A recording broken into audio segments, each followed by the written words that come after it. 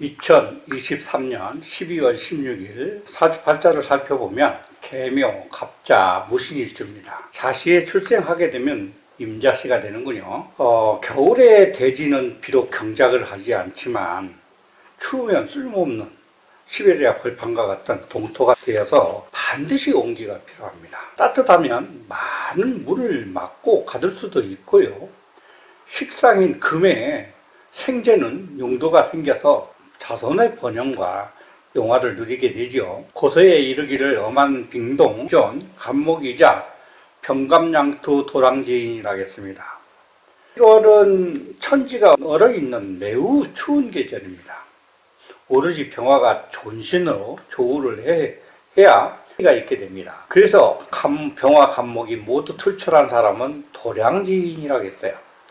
과거에 급제하게 되면 화관을 쓰죠. 복숭아관을 장식한 모자를 말하는 것입니다. 겨울에는 병화로 해동하는 것이 우선이죠. 다음에 간목으로 병화를 도우면 살인상생격으로 상격이 됩니다. 병출갑장, 최근 식혜, 병장갑출, 잔한전정.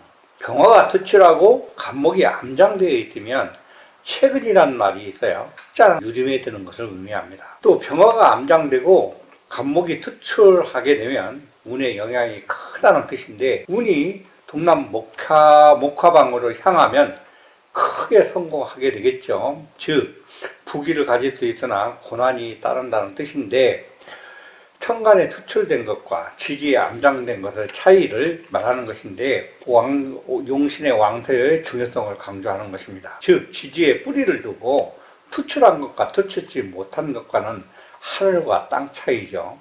유병무갑자 호부, 유간무병자 청빈, 병갑전무 하류지객이라. 병화가 투출해서 목이 없으면 용신의 힘이 부족하죠. 그렇다 하더라도 병화가 조우를 해서, 즉 따뜻하게 해줄 수 있기 때문에 환경이 좋아서 부자가 될 수 있다는 뜻을 의미합니다. 또 병화가 없고 단지 간목만 있으면 청빈하여 가난한 선비에 지나지 않는다. 그리고 병화 간목 모두가 없는 자는 하찮은 사람이다. 간목은 관성이니까 직장 명예에 해당이 됩니다. 물이 얼어 있으면 나무가 자랄 수 없겠죠. 활기가 있을 수 없습니다. 해서 병화가 없다면 간목이 제 능력을 발휘할 수도 없을 뿐만 아니라 가난한 선비, 즉 한량이 되는 것입니다. 그래서 무토가 해자축월생들은 무조건 해동이 우선입니다. 만약에 해동이 되지 않으면 입추유해저가 없다 했어요. 송곳하나 꽂을 땅이 없다. 동토, 꽁꽁 얼어있는 흙에 무엇을 거기다 얻겠습니까? 정말 좋지 않겠죠. 혹일파, 수토한채, 불견일병, 득일개월시, 역불, 시류와 풍류라. 만약 수강 않으면 대지가 한기가 극심해서 쓸모없는 것이 되죠. 해서 병화를 보지 못하고 월이나 시에 개수가 있으면 재성이 많으니까 죄다 시작이 되는 것이죠. 이렇게 되면 놀기 좋아하는 풍류지객이 된다. 재성은 유오락이죠. 잡기입니다. 좋으면 생활력이 되는 것이고 활동성이 되는 것이고, 흉신이 되면 잡기가 되는 것입니다. 즉 이 경우에는 흉신이 되기 때문에 잡기에 능하게 되죠. 약 한토 무병, 수유 간목, 역시 내어 예빈지인이라.